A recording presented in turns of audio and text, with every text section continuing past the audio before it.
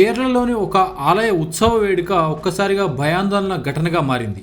ఎర్నాకుళం జిల్లా అంగమాలి సమీపంలోని కిడంగూర్ మహావిష్ణు ఆలయం వద్ద మయ్యనాడ్ పార్థసారథి అనే ఏనుగు ఒక్కసారిగా భయాందోళన సృష్టించింది.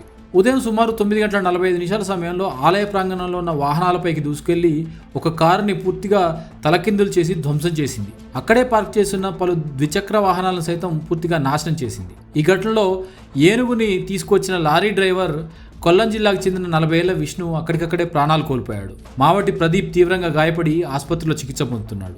ఈ ఏనుగును సమీపంలోని ఆలయంలో ఉత్సవం కోసం కొల్లాం నుంచి తీసుకొచ్చారు. అనంతరం అక్కడి నుంచి మహావిష్ణు ఆలయంలో దేవుడి దర్శనం కోసం తీసుకెళ్లిన సమయంలో ఒక్కసారిగా స్థిమితం కోల్పోయిన ఏనుగు భయంతో అటు ఇటు పరుగులు తీసింది.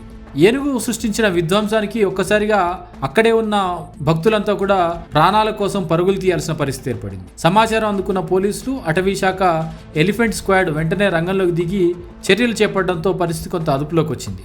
మధ్యాహ్నం 12:30 కల్లా పరిస్థితిని అదుపులోకి తీసుకొచ్చామని పోలీసులు సమాచారం ఇచ్చారు. ఈ ఘటన మరోసారి ఉత్సవాల్లో ఏనుగుల వినియోగంపైన భద్రతా ఆందోళనలు తెరపైకి తీసుకొచ్చింది. భారీ జనసమ్మర్దం ఉన్న ప్రదేశాల్లో ఇలాంటి ప్రమాదాలు ఎలా నివారించాలన్న ప్రశ్న ఇప్పుడు మరోసారి తెరపైకి వచ్చింది. ప్రస్తుతం పోలీసులు కేసు నమోదు చేసి దర్యాప్తు చేస్తున్నారు. బాధిత కుటుంబానికి న్యాయం చేయాలని, భవిష్యత్తులో ఇలాంటి ఘటనలు జరగకుండా ఆలయాల సిబ్బంది కానీ ఇతరులు కానీ పూర్తి చర్యలు చేపట్టాలని భక్తులు కోరుతున్నారు.